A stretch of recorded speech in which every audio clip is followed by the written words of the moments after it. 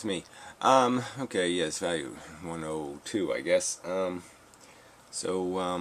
Talking to the mystic, or something like that anyway. It's kind of difficult to do. So there's this, I don't know, I call it, there's this phenomenon when it comes to communicating with people, apparently, where, something that I'm seeing is so fundamental to my existence. Consciousness, the fact that there's stuff going on in this thing called the brain, and it's producing stuff all the time. It's producing all my movements, it's producing thoughts, it's producing emotions, and it's producing crude sensations that are very obnoxious, very less obnoxious, unobnoxious, let us say, that reduce obnoxiousness in my consciousness. And so having a conversation with these other people that have this thing, and we have completely, apparently, a different way of interpreting it, seeing it, viewing ourselves and the experience that we're having. And they think that it's theoretically sensible to say it doesn't matter what state it's in.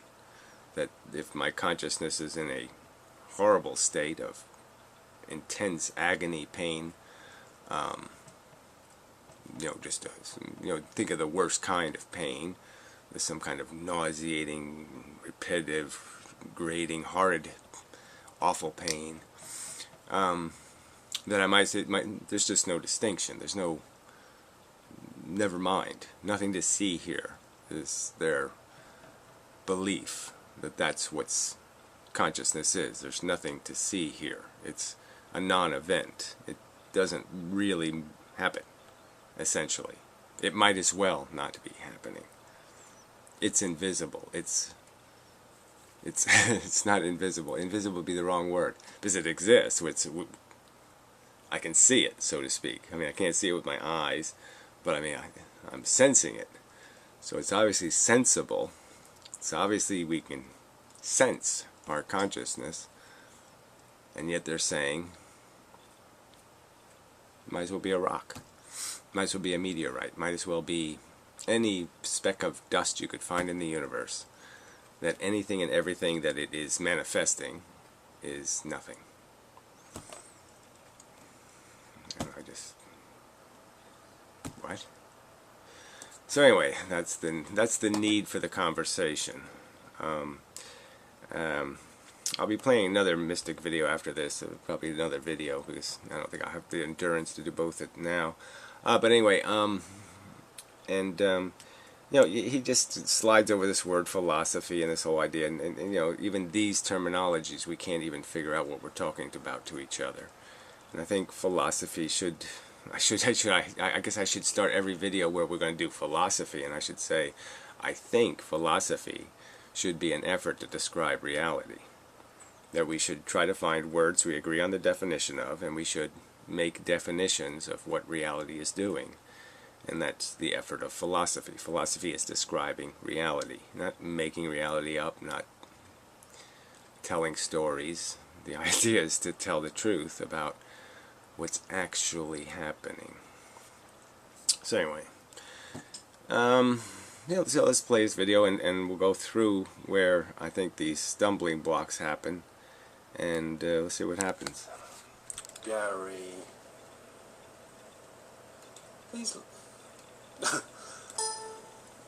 these light bulbs that are meant to last for thousands of years don't seem to last very long, do they? Anyway, video to Gary. You mentioned in a video to Hothleday about 5 videos ago something that is basically wrong.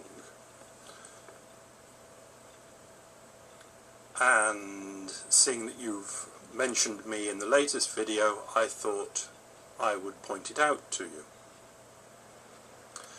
Right, so that's cool, right? So then we agree what philosophy is. There's right answers and wrong answers. You're saying I said something that's a wrong answer.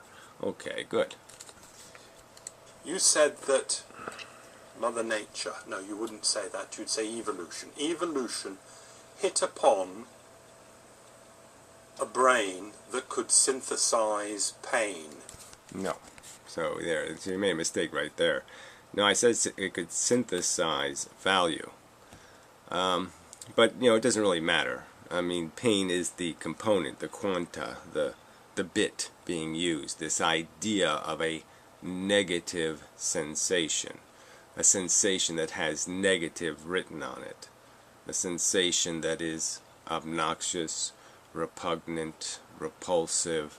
All the words you would use for get away from me. All the words you would use for bad. All the words you would use for nasty. All the words you would use for, oh, let's not do this. Okay, yeah. So yes, it fell upon the creation of a conscious sensation that it can now use to reward and punish. And ironically, I would say that there's, I've pointed this out. There's a trick here. We understand metaphors like whip and carrot, but there's also whip and less whip, and that is actually a reward. When you have chains on you, and somebody lightens the chains, it's a reward. Taking away pain can be a way of giving you a reward. So you really don't even have to have carrots. You just have to have the whip. Theoretically. But yes, my argument is that biology, for a brain to be able to create a reasoning device, it has to be able to reward it for good logic and bad logic. It has to have some way of saying, yeah, you got it. You got the right answer. And reward it so it's reinforced. And I think that's a function of logic itself. It has to have a system of valuation to be able to distinguish good from bad, right from wrong. And so right from wrong is distinguished by applying this sensation.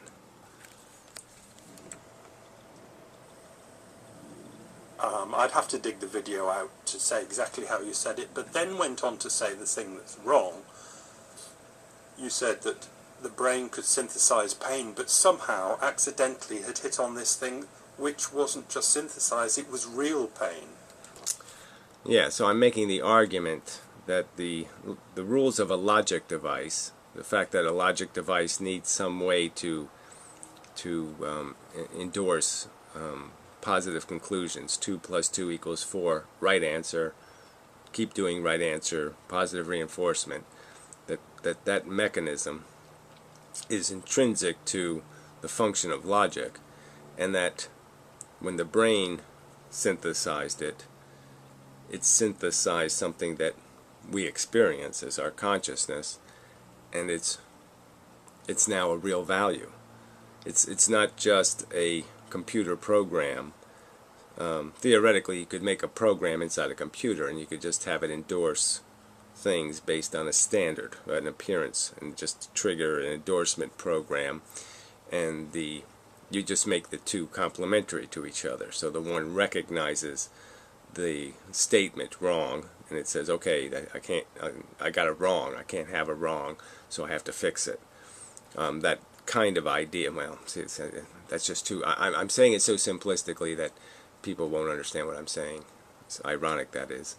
But I don't know if I want to get into technical details about what comes first, logic or the mechanism that can reward logic. Yeah, so let's just go on and we'll come back to that. So we have two concepts, synthesized pain and real pain. Yeah, see, that's not what we have. That wasn't my video. My video was real value.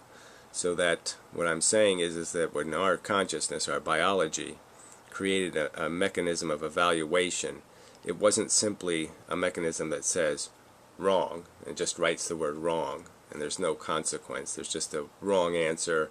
Now another program runs because wrong came up instead of right, and so now it does the wrong thing instead. You know what I mean? It does what wrong means. Now our biology, the wrong has an actual bad component to it. It's not just that it's wrong, it's that it's bad. It put bad on it. It put a negative, real event. Okay? The real event is our experiencing of pain. It's a real event. It's bad, intrinsically and fundamentally. And it's now the creation of something meaningful, substantive, substantial. It's not a computer going, ouch, on the screen. It's not some meaningless expression of wrong, like me just writing in big letters here, wrong. That would be meaningless. When our brain says wrong, it says it with an experience that is fundamentally and intrinsically bad, wrong, hostile, grating, irritating, negative, right to its core. And that's the difference. It's not just a wrong answer. It's a bad thing in and of itself. Synthesized pain is the only pain there is. Real pain is just a concept that's been invented by the Gary brain. Yeah. Again, experiences, I'm not inventing experiences. My brain is producing experiences. So, again, what part are you talking about? You're talking about the me that is the programs analyzing the programs, or are you talking about the programs themselves? So right there we're in a little bit of trouble in this conversation. But clearly, the experience isn't something Gary's thinking programs has much to do with. They come from the biological mechanism, and the experience of the sensations. I don't really get to editorialize. They speak for themselves, so to speak. I don't really get to make it up. Okay, the sensations are intrinsically and fundamentally what they are as experiences. You can't misinterpret them. They're bad and good all the way. Sorry about the reflections. The brain hit upon synthesized pain. The brain hit upon a synthesized concept of I. Yeah, well, that's really not the subject, this I thing. So, again, I don't really want to argue this I thing. I'm talking about a brain as a container that produces conscious experience. Now, you want to change that into some other conversation, well, okay, but I don't want to go there. Clearly, brains have individual conscious experiences. You're not experiencing what I'm experiencing right now, and I'm not experiencing what you're experiencing right now. They're not directly connected in any way whatsoever. They are containers. They are machines, and each machine produces its own conscious thing. And yeah, my concern is what's happening in the individual consciousness, the individual machine that's producing the illusion of consciousness, the function of consciousness, and that function is real. We know the difference between me unconscious and me conscious. Me conscious does things and experiences things. Me unconscious doesn't do things and doesn't experience anything. The brain hit upon a synthesized concept of feeling. The brain hit upon a synthesized concept of I feel pain. Again, but it didn't do it the way you're describing it. It isn't just I feel pain as just stupid words. I mean, an experience is different than just words saying I feel pain. It doesn't mean anything. Feeling is different than talking about feeling. word, the word I feel. Okay, those are just words. Feeling is feeling. Words are words. All of that, the I, the feel and the pain, are all synthesized by the brain. How could it be anything? Yes, they're all created by the brain. You want to say it's all synthesized. That's another word for something being made or manufactured. The question is the substance of it. And your argument is that it has no significant substance. That a computer saying ouch on its screen, the computer could just write ouch. That event, in your figuring, is the same as my consciousness creating the sensation of ouch. And I'm saying they're obviously different. It's a huge magnitude of differences. And I don't know how you can possibly say the differences are not meaningful, not relevant, not substantial, not in any way worthy of notice.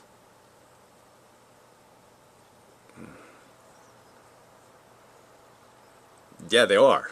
Yeah. Oh, I'm sorry, I can't help but notice the difference. Thing else. The brain synthesizes sight, it synthesizes hearing, it synthesizes feeling, it synthesizes everything.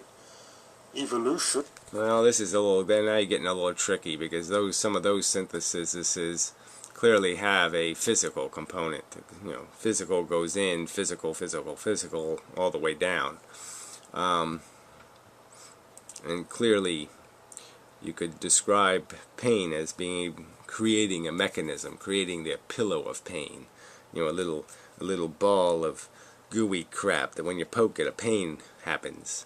You know, some little machine, little squeeze box that makes it a little bit different than these other senses.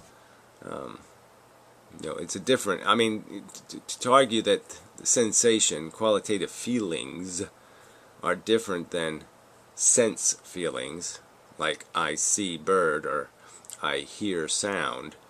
The sensations that are qualitative, the sensations that have a feeling to them, are different than the ones that just have information quality. I've heard that sound before. I recognize that sound.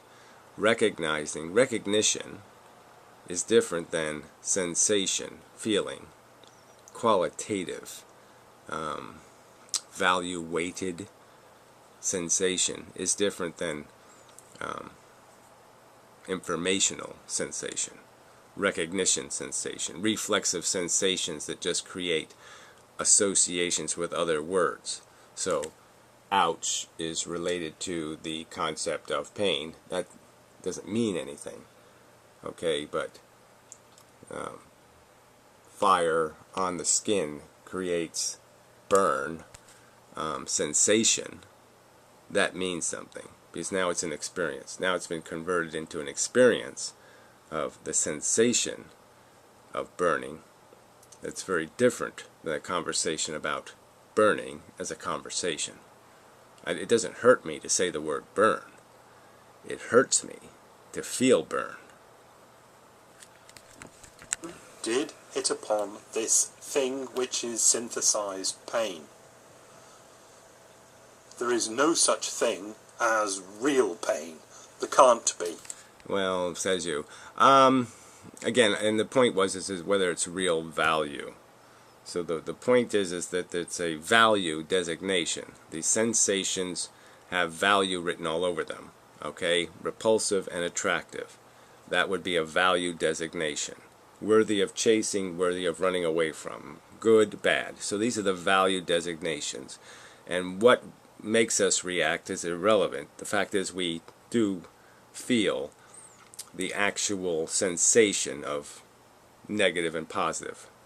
And the question is that designation of value real in its substance, or is it just like any designation of value where I just say +2. Yeah, I'm saying the experience is now substantive as a value. It's not just the word +2. It's bigger than just the letter +2. When you feel the +2 or you feel the -2, it's a lot different than seeing the +2 or thinking about the +2. There can never be. Yes, says you. What can never be is again, I'm just going to argue this to its conclusion in the sense that the end product of your proposition is that if I could create the most intelligent, the most informed thinking machine possible in the universe, you're telling me it wouldn't be able to understand that 6 trillion Jews in a concentration camp is worse than 6 billion Jews in a concentration camp, or 6 Jews in a concentration camp. If I gave him 3 buttons to hit, okay, and those are the 3 buttons, your super intelligence, you're telling me, would just say, throw rocks at it, who cares? Eeny, meeny, miny, mo. No difference whatsoever. I can't see any difference whatsoever. No need to worry. Inconsequential decision. Doesn't matter which one you press. And I'm saying that's ludicrous. It's just ludicrous. Just ludicrous. It's a ludicrous proposition. Real pain is just a synthesized concept that a brain can come up with, like God. And well, again, it's just not. I'm sorry. I mean, the synthesized concept of a thought and the qualitative experiential feelings, to say these are exactly the same thing, again, we're back to your reductionism. You're doing that only because you're saying the wings are made out of the same metal as the fuselage, and the fuselage is made out of the same stuff as the seats and the floor of the plane, and you're just saying that I'm just going to pretend that there has nothing to do with aerodynamics here and nothing to do with planes flying, because you're just going to break all the parts into parts. And sorry, it's a machine. It's not parts. It's a machine that creates consciousness, and it's running. And you keep wanting to stop it from running and saying none of its parts run. And I just think that's a cheat. yeah, any concept, the brain can synthesize any of these concepts, but it doesn't make them real. The brain can only ever synthesize things. Well, again, keep saying it's only synthetic is fine, but still recognize that the fact is the relationships are real. So it's recognizing real relationships, it's putting 2 plus 2 together, it's building Empire State Buildings. I mean, it's doing, as a practical function, it is producing a product which is understanding of a mechanism, understanding of how to manipulate something, or understanding of some other kind of thing. So the associations are real in the sense that they have accurately modeled what's in the world. And all I'm suggesting is in part of its modeling, its model of the world that's created in consciousness. When it's doing scientific stuff, it does that fairly well. But when it's doing this real life thing, it modeled real, like there's a good outcome and a bad outcome, by creating real value, by creating sensations. So the sensations aren't in reality. They aren't in the model of reality, but they are in the model our brain is creating of reality. And those real sensations are what has now created the reality of value. I think that was said fairly well. But yeah, it's another one of those, somebody's going to have to listen to that very carefully to get it right. Do you get that? No, I don't. Again, I'm not going to play the, I'm thinking of a red fire truck is the same as I'm experiencing getting run over by a red fire truck. No, it's not the same function of the brain. It's not the same process. It's just stupid to say, oh, this is the same as that. Experiencing getting run over by a fire truck is the same as thinking about fire trucks. No. Simple statement of synthesized me saying fact. Yeah, you saying fact, again, that I can't possibly comprehend as a fact that all of this is the same and it's all just rock falling downhill. So again, I just don't buy the argument that all of this is just rock falling downhill, because it wouldn't be all of this then. And again, I don't know if it could possibly even be well, I mean, this speculation could go on for an awful long time about trying to figure out how you create the synthetic value. Until they do the AI thing in a really good way, where we can see the relationship. Well, how does the brain get rewarded for proper thinking, being rational, being right, and all that kind of stuff. We haven't really built one of those yet. And then there would be the question, are we creating the same problem in the computer? Would it be possible to make a sentient computer? And wouldn't that be incredibly dangerous? Seeing, hearing, smelling, touching. Well, I mean, dangerous for people like me who think sensations are different than thoughts. Feeling, emoting, are all synthesized by the brain. There is nothing there that is real. Well, again, the relationships are certainly real and that are being modeled, and it certainly is doing the modeling. So there is a bunch of electricity flying around and it's doing stuff.